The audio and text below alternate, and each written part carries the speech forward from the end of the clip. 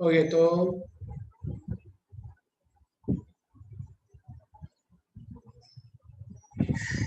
कल हमने इतनी बातें देख ली थी।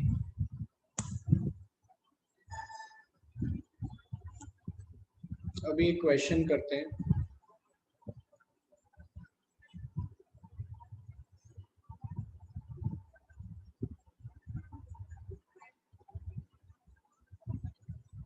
हाँ, इधर देखिए सभी लोग।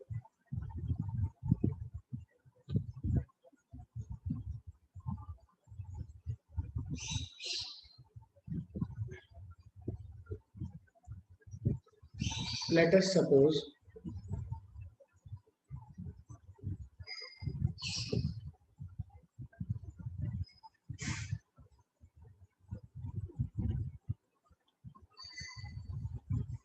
find the minimum force required to pull a block of mass m upward.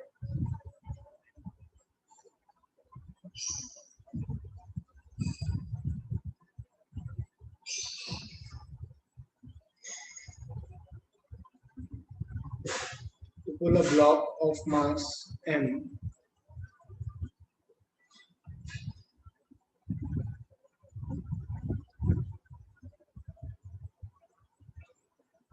if this is theta. चलिए 1 मिनट है, फटाफट सॉल्व करो, मैं जब तक क्वेश्चन निकाल रहा हूँ। Find the pulling force F, minimum value of the pulling force F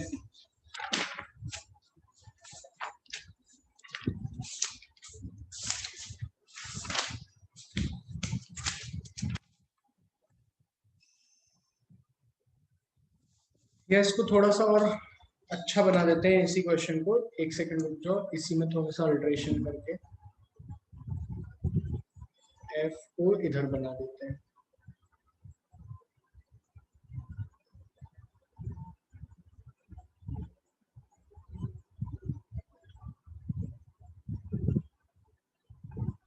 At an angle beta,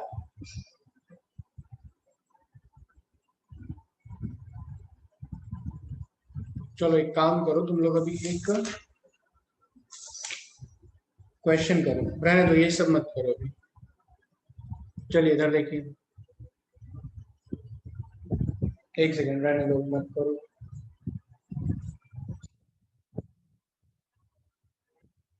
मैं ऑडिएबल हूं ना आप लोगों को सभी को? एक क्वेश्चन करो, लिखो a block of mass 5 kg resting on a rough surface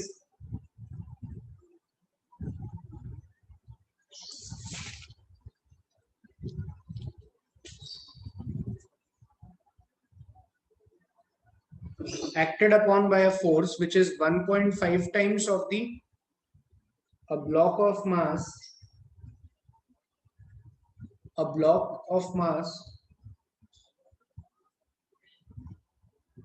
m ले लो, 5 kg भी हटा और आसान, a block of mass 5 m, a block of mass m is acted upon by a force F which is 1.5 times F is 1.5 times of the weight. ठीक है। Find the coefficient of friction between the block and the ground. Find the coefficient of friction between the block and the ground.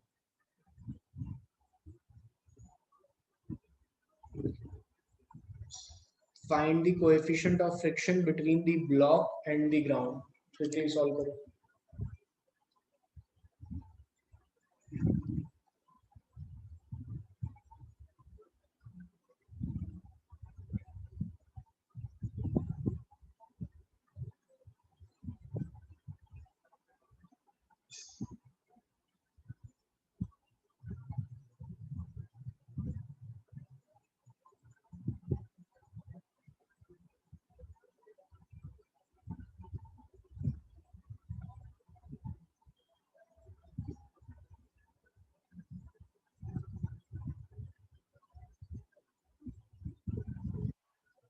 F.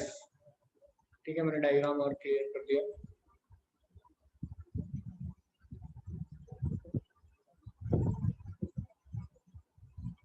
ये question है, F लग रहा है,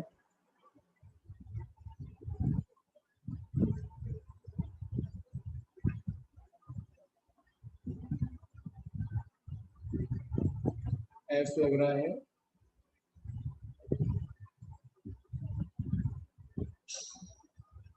theta equal to 30 degree. चलिए solve कीजिए। Question है find the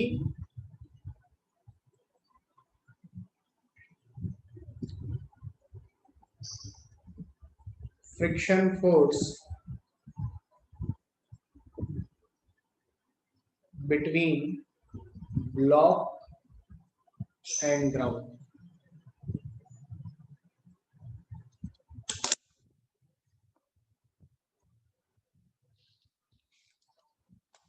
If block move with constant speed.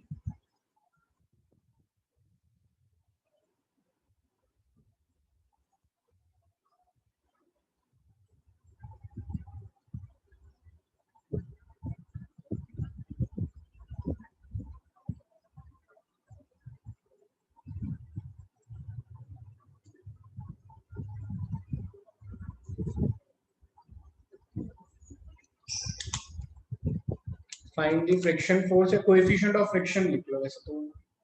Find the friction coefficient between block and the ground if block move with a constant speed.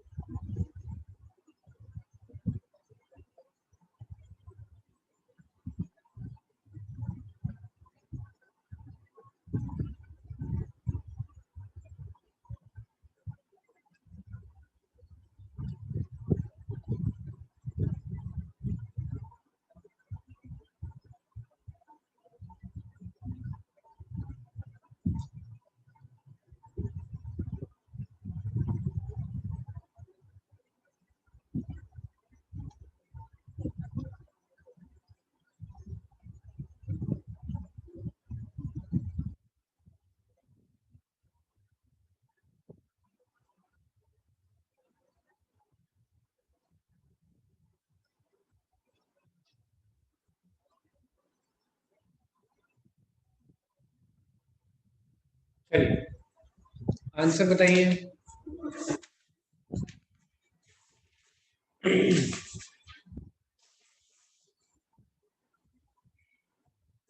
Solve करें।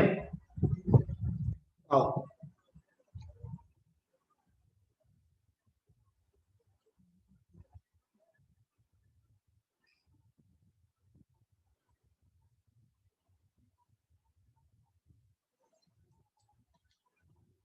Solve करते हैं बच्चों। देखो ये देखो, ये हमने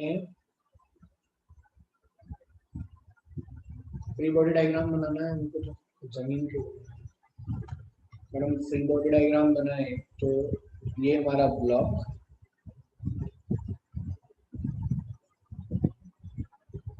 एम जी नीचे, नॉर्मल रिएक्शन ऊपर, इधर लग रहा है एफ cos 30, नीचे की तरफ मतलब ऐसा एफ sin 30। क्वेश्चन में साफ कहा है कि if a block slide with a constant speed on a rough horizontal surface, तो ये म्यू हो गया।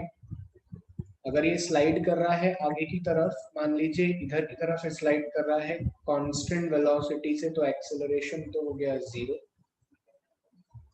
ठीक है, और इधर की तरफ लग रहा है एक फ्रिक्शन एफ। ठीक है, अब हम इक्वेशन लिखते हैं in by direction.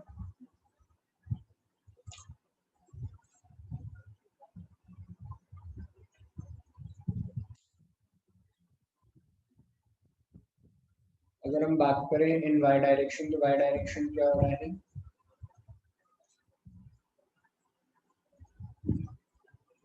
m equals to mg plus f sine 30 degree.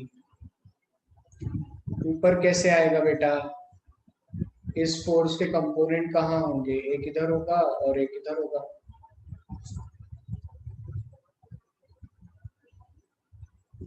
हर्ष है क्या क्लास में?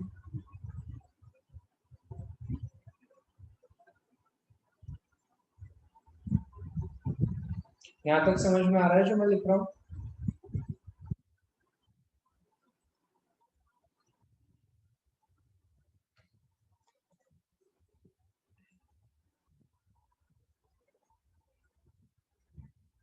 और एफ cos थीटा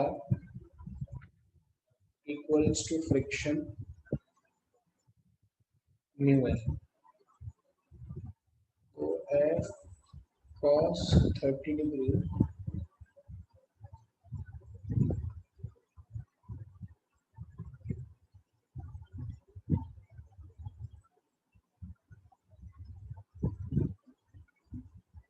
कहाँ प्रॉब्लम आ रही है बताओ बेटा, पहले प्रॉब्लम बताओ मेरे को, तब तक मैं सॉल्यूशन लिख रहा हूँ। म्यू एम जी अपॉन में cos 30 degree minus mu sine 30 degree equals to F. हम एफ क्यों निकाल रहे हैं, चलो यहाँ से सॉल्व कर लो पहले। म्यू निकालना है ना हमें, तो इतना कॉम्प्लेक्स क्यों कर रहे हैं, आंसर तो यही आ जाएगा। F cos 30 degree M G upon में F sine 30 degree equals to mu. F की जगह पे मैं लिख देता हूँ 1.5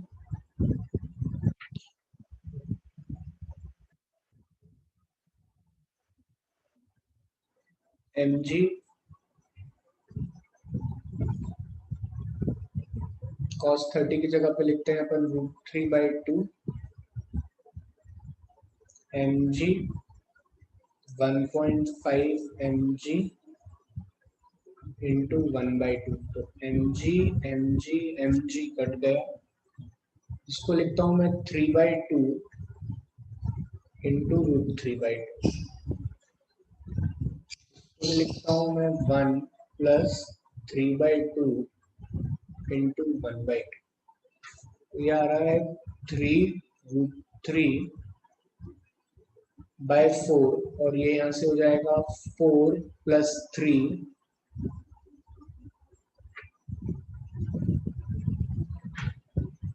3/7। इसको कैलकुलेट करो जरा कैलकुलेटर में क्या आ रहा है।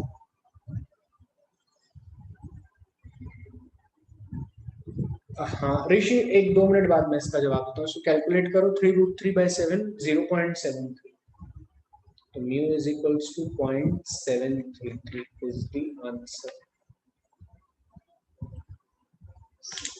समझे?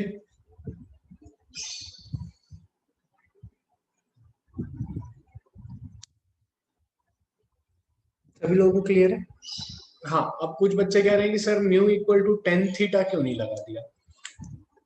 तो मेरे भाई पहली बात तो mu equal to tan theta लगाने के लिए सिचुएशन क्या होना चाहिए, याद करो कल की क्लास में पढ़ा था हमने। ये देखो, जब तुम लगा रहे थे mu equal to tan theta,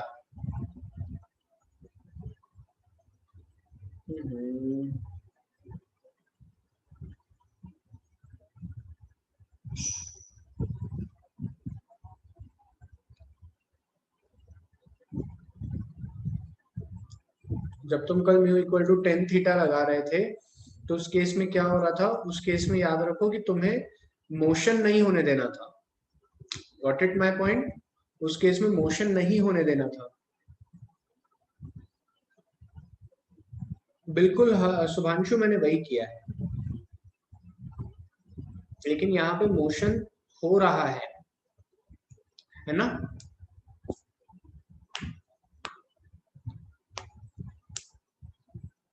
चलिए लिखिए।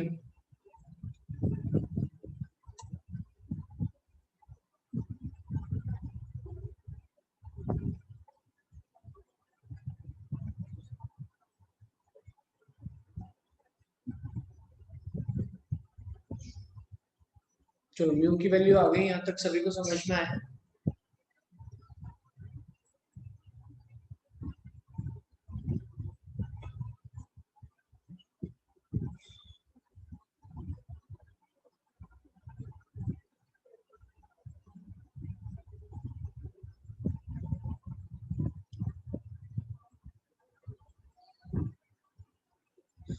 अरे यार, एक तो ना इस क्लास में बच्चे काफी कभी कभी पूरा पेज दिखा दो, आधा पेज दिखा दो, कुछ तो भी काम चलता रहता है।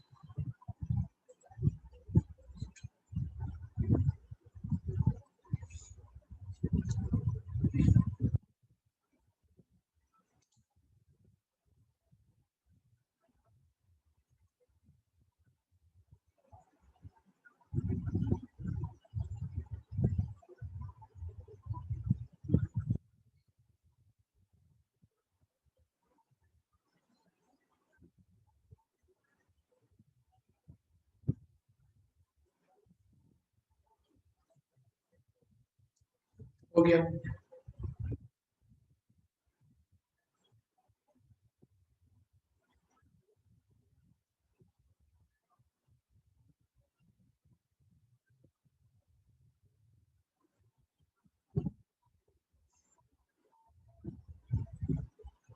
एक बहुत अच्छा क्वेश्चन करें, थोड़ा सा दिमाग लगाना पड़ेगा।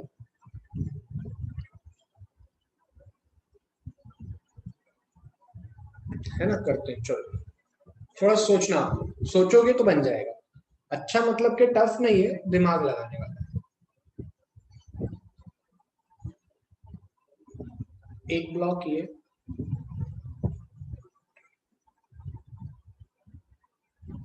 दूसरा ब्लॉक,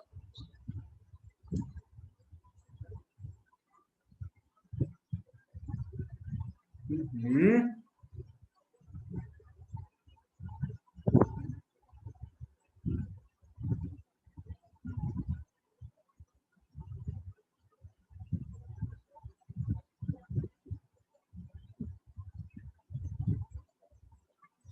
इनके बीच में टेंशन है टी।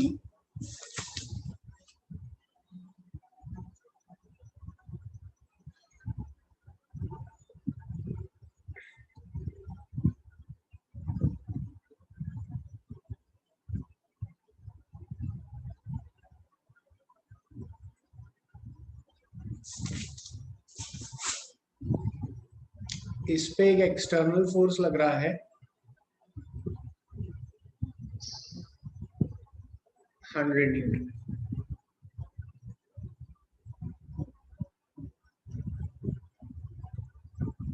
इस पे एक एक्सटर्नल फोर्स लग रहा है 120 न्यूटन का, और इनका मास दिया हुआ है हमको क्वेश्चन में। मास है 10 kg, 20 kg। यहाँ पे जो स्टैटिक फोर्स ऑफ फ्रिक्शन है सरफेस और इसके बीच में, वो है 90 न्यूटन। और यहाँ पे जो स्टैटिक फोर्स ऑफ फ्रिक्शन है वो है 60 न्यूटन। समझ गए ना, दो सरफेस है जिन पे डब्बे रखे हुए हैं, ठीक है। उन पे एक्सटर्नल फोर्स लगता है जो कि हमें अभी शोन है। Static force of friction 90 Newton है इस सरफेस के लिए, और स्टैटिक फोर्स ऑफ फ्रिक्शन इन दोनों के लिए है 60 न्यूटन। क्वेश्चन में कह रहा है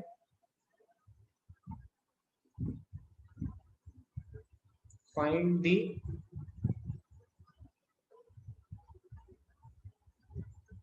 tension in the find the tension in the string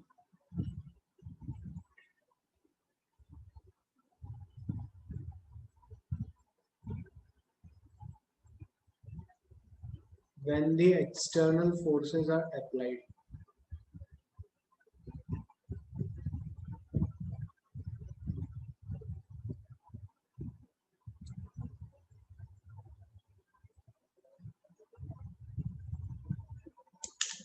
चलिए सॉल्व कीजिए।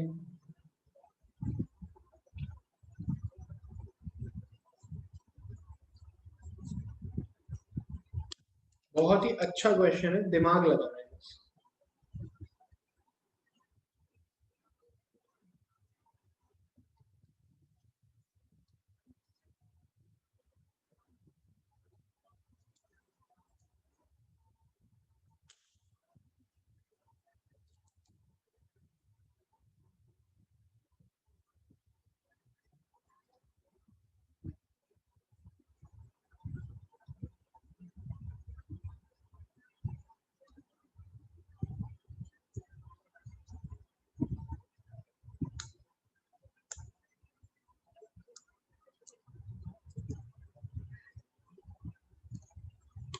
कीजिए सॉल्व।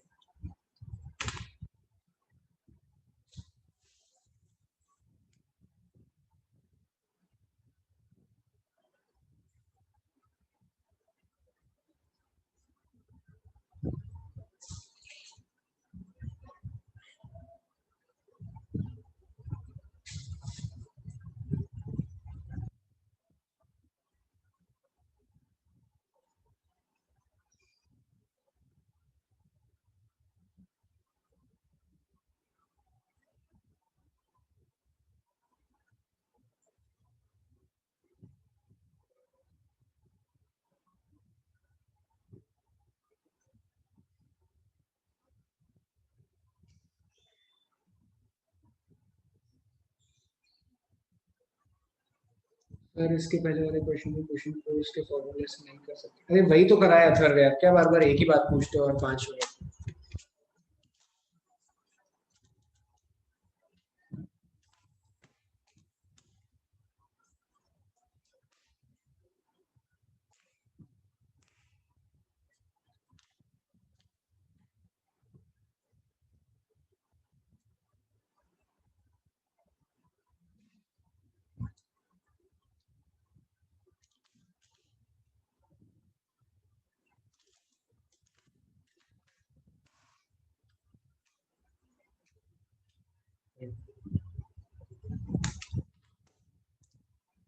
सोचिए और बताइए।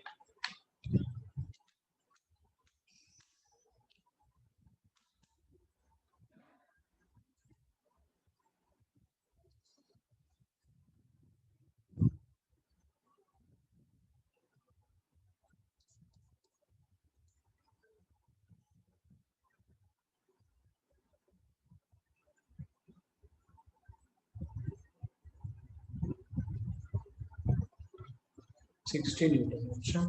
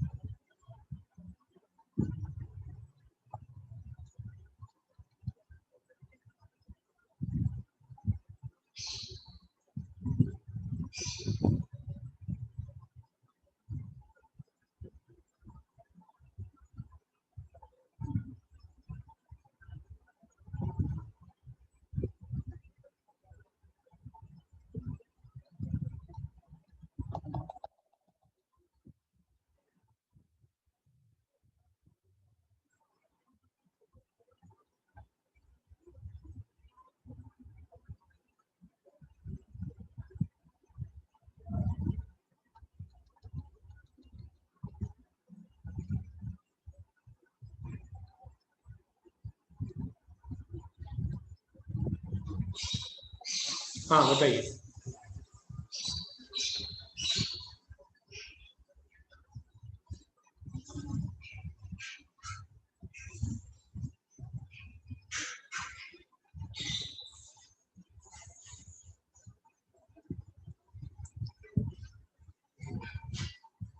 चलिए,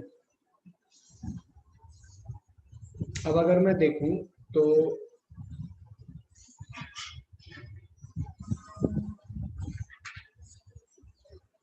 क्वेश्चन ऐसा है कि ये एक ब्लॉक है,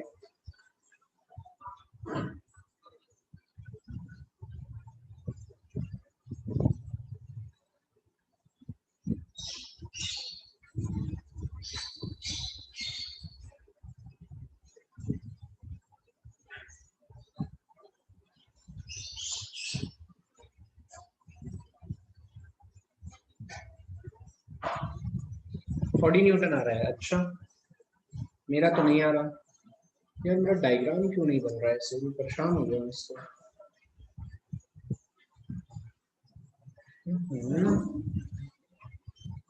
स्पैड का ओरिएंटेशन काफी परेशान करता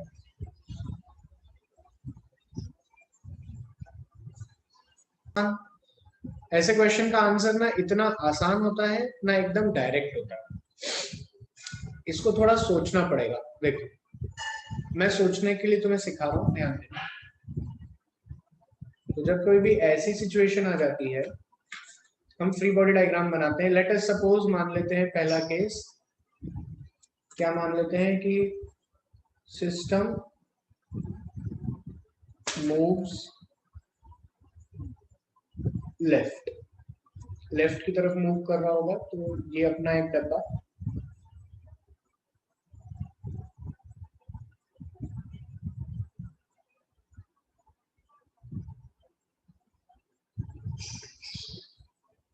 ध्यान से देखो तो इधर लग रहा है 120 न्यूटन, इधर लग रहा है 100 न्यूटन।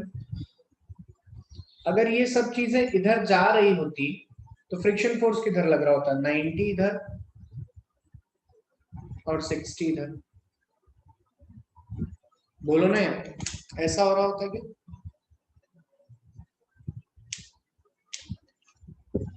ध्यान से देखो, 120 माइनस 90 माइनस 60 माइनस 100 बराबर टोटल मास,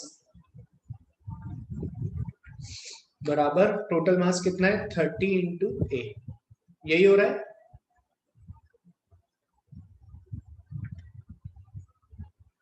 यहां से ए क्या आ गया, नेगेटिव। इसका मतलब सिस्टम मूव टुवर्ड्स राइट, ये प्रूव हो रहा है यहां से। इतनी बात आई क्या समझ में?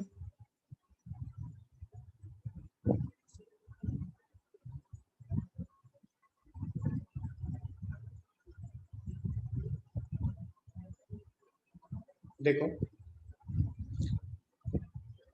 अरे निष्ठा बेवकूफ जैसी बात क्या कर रहे हो इसमें? नॉर्मल सा क्वेश्चन है, तुम्हें क्वेश्चन सॉल्व करना नहीं आता क्या? तुम्हें मतलब इसमें नहीं पढ़ा सकता? मैं तो एफ नेट बराबर एम ही लिख रहा हूँ। पूरे सिस्टम पे लगने वाला नेट फोर्स कितना है, 120, 100, 90 और 60। टेंशन तो इंटरनल फोर्स हो गया, वो थोड़ी लिखूंगा मैं। इसमें क्या बताऊं मैं, यहाँ पे मैंने क्या लगाया है, यहाँ पे मैंने लगाया है एफ नेट बराबर एम ए।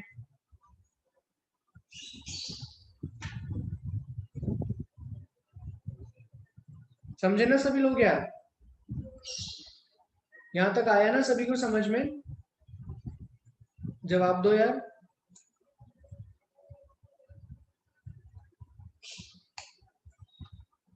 तो एक्सेलरेशन यहां से नेगेटिव आ रहा था, इसका मतलब क्या हुआ, एक्सेलरेशन यहां से नेगेटिव आ रहा था, इसका मतलब ये हुआ कि सिस्टम, आपने गलत अज्यूम करा है, सिस्टम राइट की तरफ मूव कर रहा है। अगर सिस्टम राइट की तरफ मूव कर रहा है तो सर ये रहा आपका सिस्टम।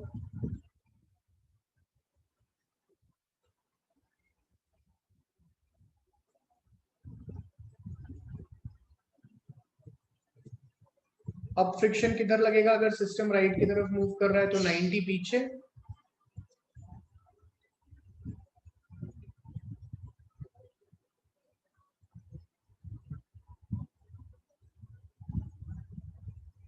और 60 न्यूटन इधर। अब ध्यान से देखो, 100 माइनस 120 माइनस 90 माइनस 60 बराबर टोटल मास इंटू ए। अरे, जब हमने राइट में लिया तो हमारे को एक्सेलरेशन क्या आ रहा है, नेगेटिव। फिर से इसका मतलब एक्सेलरेशन किधर है, लेफ्ट की तरफ। और यहाँ पे देखें तो सिस्टम किधर बता रहा है, जब हम लेफ्ट लेते हैं तो राइट बताता है और जब राइट लेते हैं तो लेफ्ट बताता है। बोलो, ये तो हमें बेवकूफ बना रहा है। अरे यार, हाँ ना बोलो। अगर ऐसा हो रहा है तो मैं यहां से क्या कह सकता हूं, मैं यहां से कह सकता हूं system is stationary, system move ही नहीं हो रहा है, सिस्टम कैसा है, स्टेशनरी है। क्योंकि जब हम राइट लेते हैं तो लेफ्ट होता है और जब हम लेफ्ट लेते हैं तो राइट होता है। इट मीन सिस्टम, हम आपको जो रिजल्ट आ रहे हैं वो मूव ही नहीं हो रहा है, सिस्टम इज स्टेशनरी। हम जो भी अजम्पशन मान रहे हैं, हम क्या क्या अजम्पशन मान रहे हैं, हम जो भी अजम्पशन मान रहे हैं वो सारे अजम्पशन गलत है।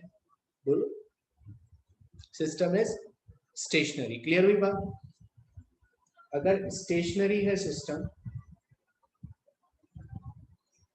तो देखो सर, अगर सिस्टम स्टेशनरी है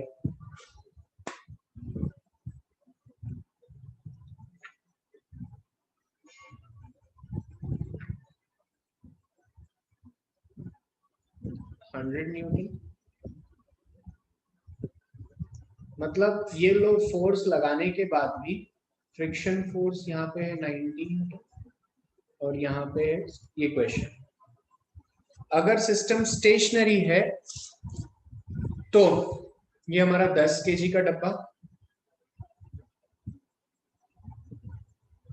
तो क्या टेंशन कैसे निकाले सर? फिर क्या हम टेंशन नहीं निकाल सकते क्या? अब टेंशन तो पूछिए तो निकालना तो पड़ेगा। तो हम ऐसा मान लेते हैं,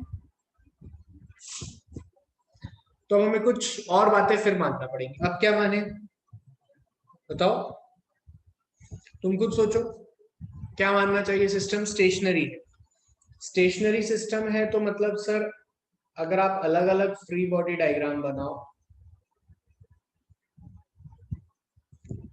आप अलग अलग फ्री बॉडी डायग्राम बनाओ, अरे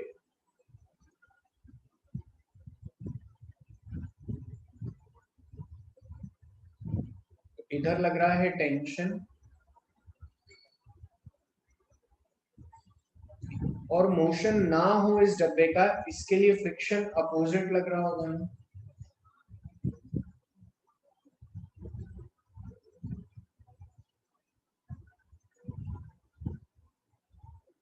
mg तो लेते रहना, mg नॉर्मल रिएक्शन की कोई आवश्यकता। इधर देखो इस डब्बे को, इधर लग रहा है 100, इधर की तरफ मोशन ना हो इसके लिए ये F इधर लग रहा होगा ना 60 न्यूटन।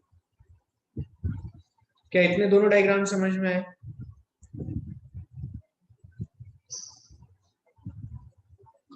जो मैंने फ्री, अभी तो मैंने सिर्फ ये मान लिया कि सिस्टम चल ही नहीं रहा है, सिस्टम इज स्टेशनरी, तो स्टेशनरी सिचुएशन में हमने ये मान लिया। अगर ये मान लिया, थोड़ी सी और बातों को देखिए, इसको भी हटा, अब यहां से, हाँ अब हम मानते हैं कि जो 10 केजी वाला डब्बा है इसके अंदर ये टेंशन अपोजिट इतना डेवलप हो गया होगा कि ये फ्रिक्शन के साथ लिमिटिंग कंडीशन आ गई होगी। क्या आ गई होगी? Limiting, limiting friction. किसी को तो मानना था, तो हमने माना लिमिटिंग फ्रिक्शन। मोशन तो नहीं हो रहा है ना? तुम पूछोगे ना कि मोशन नहीं हो रहा है अगर, तो लिमिटिंग फ्रिक्शन आ रहा होगा मैक्सिमम, तो लिमिटिंग फ्रिक्शन आ रहा होगा मतलब 120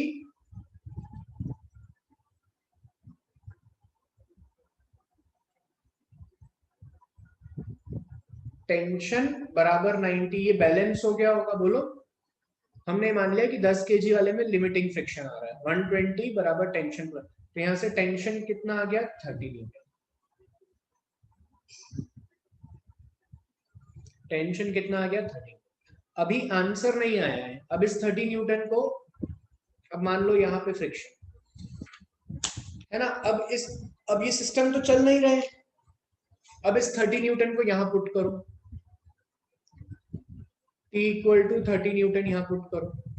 जब T इक्वल टू 30 न्यूटन यहाँ पुट करोगे तो T प्लस F बराबर 100, तो यहां से निकल के जो फ्रिक्शन आ रहा है वो कितना आ रहा है? 70 न्यूटन। लेकिन हमारा मैक्सिमम फ्रिक्शन फोर्स कितना पॉसिबल है? तुम्हें जवाब देना है मैक्सिमम फ्रिक्शन फोर्स कितना पॉसिबल है 60 और आ कितना रहा है 70। इसका मतलब लिमिटिंग कंडीशन इस साइड पर रीच नहीं हुई है।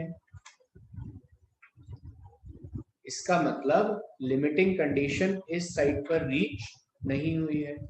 अगर इस साइड पर रीच नहीं हुई है तो कहां हुई होगी, तो फिर से करो सॉल्व, लेकिन अब बुद्धि से करना।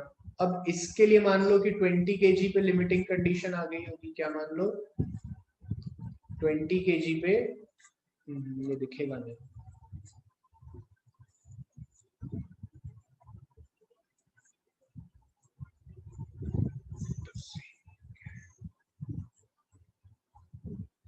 ट्वेंटी केजी पे लिमिटिंग कंडीशन आ गई होगी। तो ये 100, ये लग रहा है फ्रिक्शन और ये लग रहा है टेंशन टी। मैक्सिमम फ्रिक्शन कितना लग सकता है 60, तो T प्लस 60 बराबर 100। यहां से टेंशन सॉल्व करने पे आ रहा है 40 न्यूटन। कितना आ रहा है 40 न्यूटन।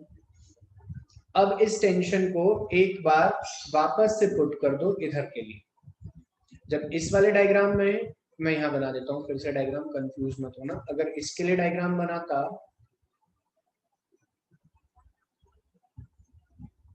तो T इधर, फ्रिक्शन कितना लग रहा है पता नहीं, और ये 120, T कितना मान लेते हैं 40।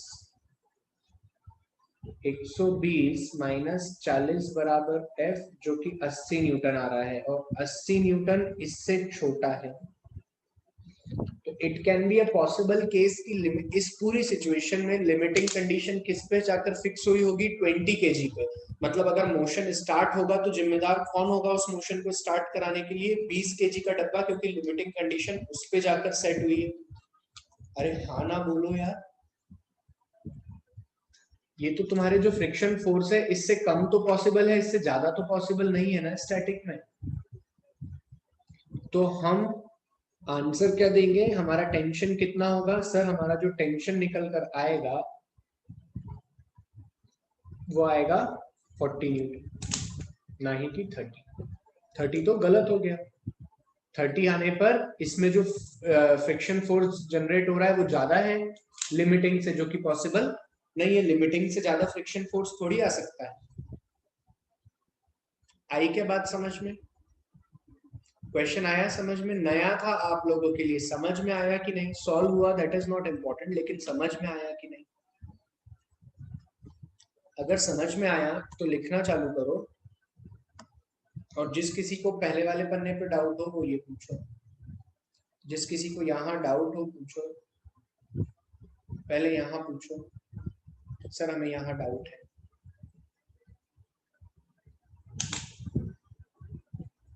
यस, लिखिए आप लोग, और डाउट हो तो पूछो बेटा।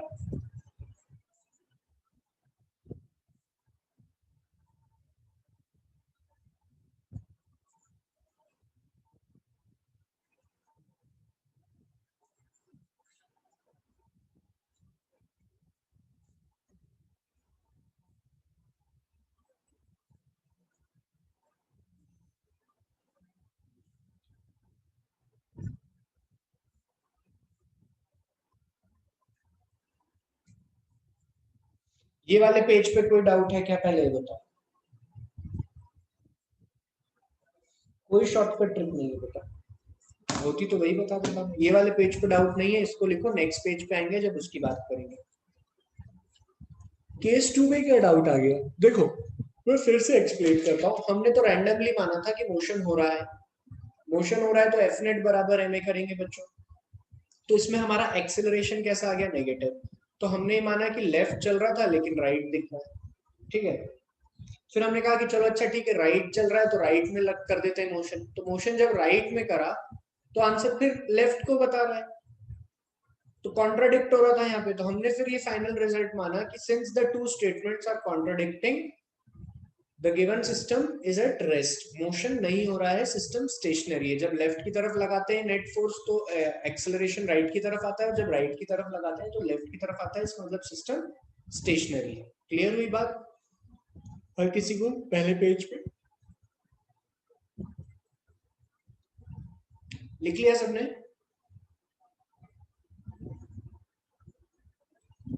थोड़ा सा जल्दी लिखो। देखो, नए क्वेश्चन, अच्छे क्वेश्चन बच्चों अगर प्रैक्टिस करने हैं, सीखने हैं, देखो दो तरीके हैं पढ़ाने के। या तो मैं मॉड्यूल खत्म करा दूं फटाफट फटाफट, या मॉड्यूल के साथ साथ कुछ और बातें भी बताऊं। कुछ और बातों के लिए आप लोगों को भी थोड़ा कोऑपरेट करना पड़ेगा बेटा, है ना?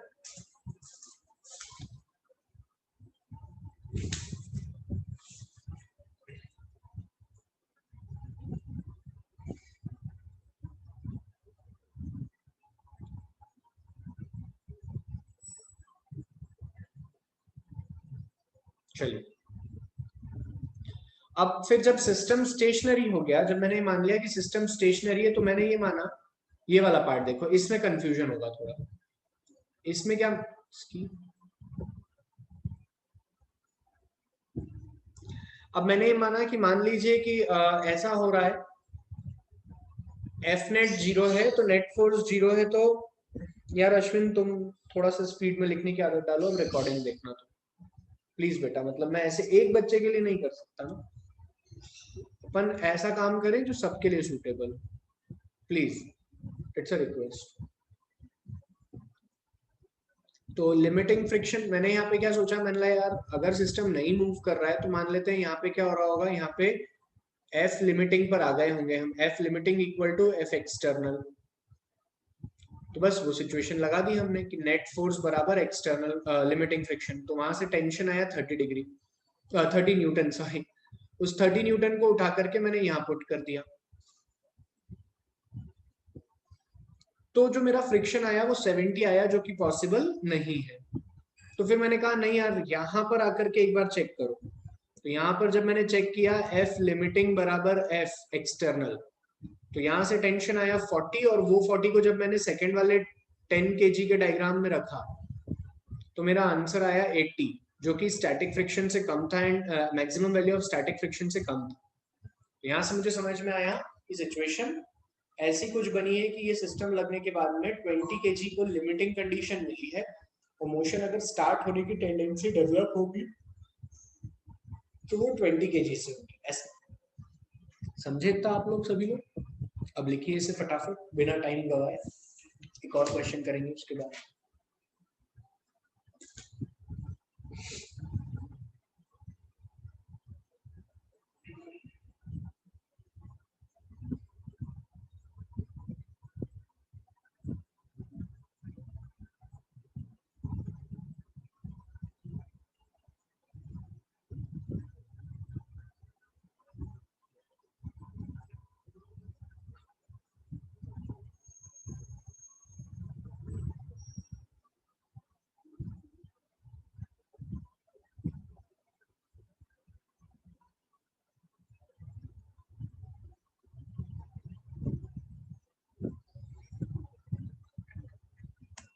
हाँ,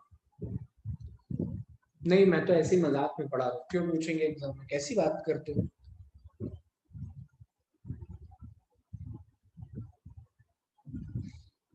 बिल्कुल 40 न्यूटन पॉसिबल है। लास्ट वाले पार्ट में हमने क्या किया,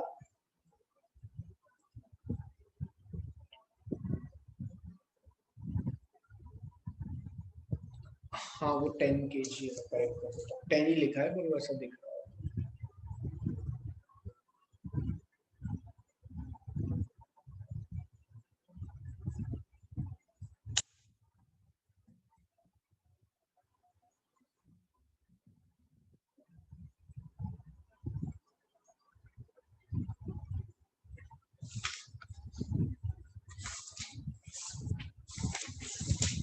चलिए अब जरा क्वेश्चन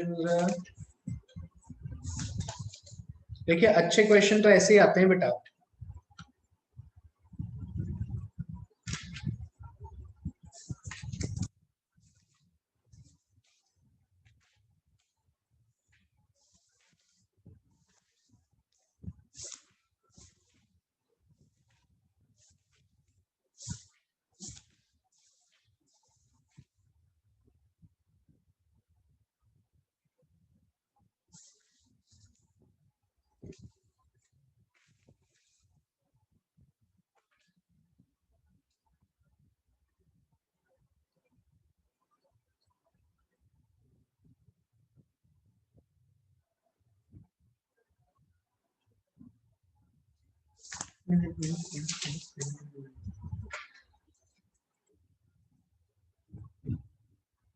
अच्छा, एक चीज मैं इसमें आप लोगों को कह सकता हूँ कि ऐसी सिचुएशन कब सोचनी है जब फ्रिक्शन फोर्स अलग अलग दिया हो।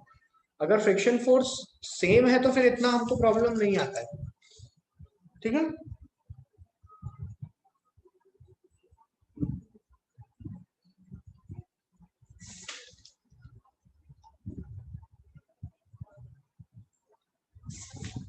चलिए बाकी आप मॉड्यूल निकालिए,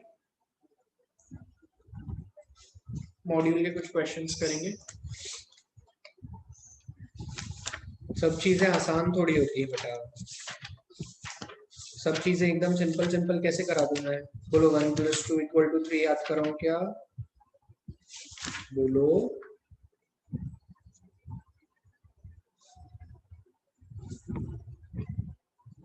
इलस्ट्रेशन 35 36 दोनों सॉल्व कीजिए जल्दी सभी लोग। इलस्ट्रेशन 35,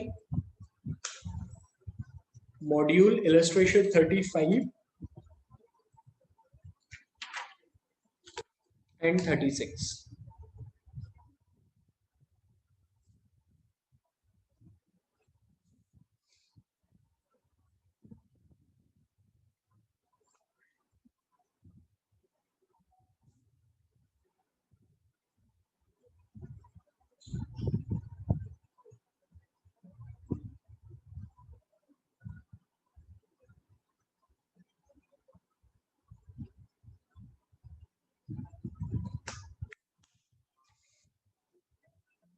बेटा मैं बहुत बार दे चुका हूँ मानसी, आप अपने फ्रेंड से बात बोलो, वो शेयर कर देंगे आपको। बहुत बार सेंड कर चुका हूँ मैंने, इंडिविजुअल बच्चों को भी मॉड्यूल सेंड किया है कितनी बार। और तुम चैप्टर खत्म होने के बाद बोल रही हो कि मॉड्यूल अवेलेबल है क्या?